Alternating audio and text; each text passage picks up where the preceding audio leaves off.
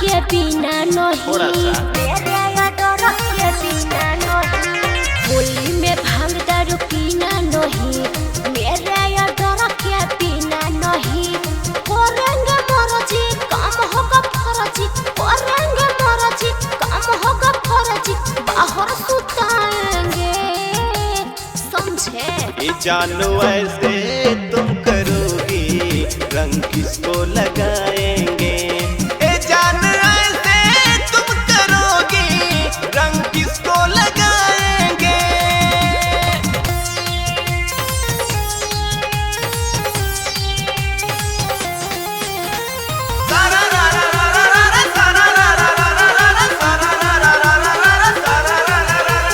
होली है भाई होली है पुराना मानो, होली है होली है भाई होली है पुराना मानो, होली है। साले का है धंधा, लोग कहते हैं आदत है गंदा, कौन कहता है? जब पैसा नहीं देती हूँ दारू पीते हैं मांग के चंदा, पीते हैं मांग के चंदा।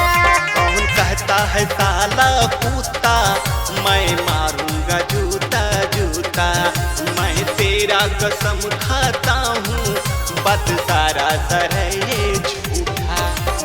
खाना न दूंगी दूर रहूंगी, खाना न दूंगी दूर रहूंगी, घर से भगाएंगे समझे।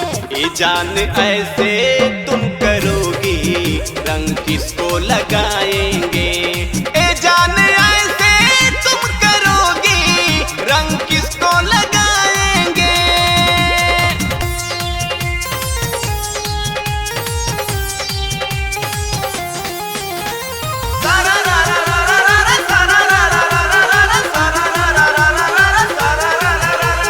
होली है भाई होली है पुराना मानो, होली है होली है भाई होली है पुराना मानो, होली है। दारू ज्यादा चढ़ जाए आप करेंगे सबसे लड़ाई, नहीं जाए आप मेरे हैं जीवन साथी, मैं चाहूंगी हरदम भलाई, मैं मानता चाहूंगी हरदम भलाई।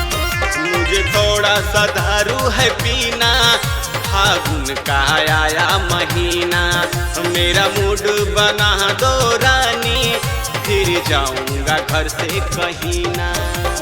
थोड़ा सा लेना टेंशन न देना, थोड़ा सा लेना टेंशन न देना, तो बेसुताएंगे समझे। ये सोना रात भर तेरे तंग हो